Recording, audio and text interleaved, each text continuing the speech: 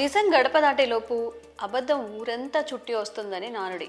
కానీ సత్యాన్ని మాత్రం ఎక్కువ రోజులు ఎవ్వరూ తొక్కి ఉంచలేరు. దేశవ్యాప్తంగా సంచలనంగా మారిన అల్లు అర్జున్కి సంబంధించిన కేసులో కూడా ఇదే జరుగుతోంది. సందేహ థియేటర్ ఘటనపై ఆయన పాత్ర గురించి అర్ధసత్యాలు అసత్యాలే ఎక్కువగా ప్రచారంగా సాగాయి. బన్నీ కూడా చట్టాన్ని గౌరవించి ఇప్పుడు లీగల్గా ఫైట్ చేస్తున్నారు. అయితే ఈ కేసు ఇంకా కోర్టు పరిధిలోనే ఉండగానే సంచలన వాస్తవాలు క్రమంగా బయటపడుతున్నాయి.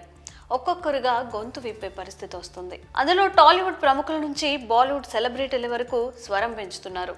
ఇదివరకు AP deputy CM Pawan Kalyan కూడా స్పందించారు. అల్లు అర్జున్ను ఏకపక్షంగా నిందించడం తగదంటూ వ్యాఖ్యానించారు. ఆయనే దోషి అన్నట్టుగా చిత్రీకరించడం తగదన్నారు.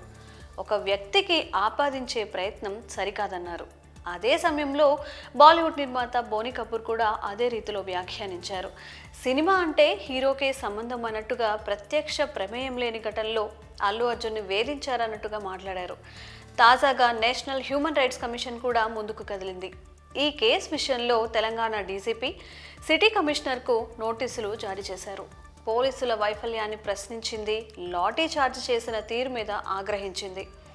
నోటీసులకు 4 వారాల్లో సమాధానాలు ఇవ్వాలని ఆదేశించారు. దాంతో పోలీసు భద్రతా వైఫల్యం బయటపడే అవకాశం ఉంది.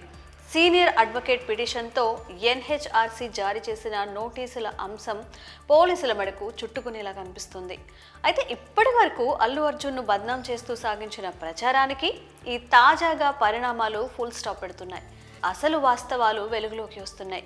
కానీ అదే సమయంలో ఇంటర్నేషనల్గా ఎంటర్టైన్మెంట్ క్యాపిటల్గా ఎదిగే ప్రయత్నంలో ఉన్న హైదరాబాద్ ఇమేజ్కి ఇవన్నీ చేటు తెస్తాయనే వాదన కూడా బలపడుతోంది.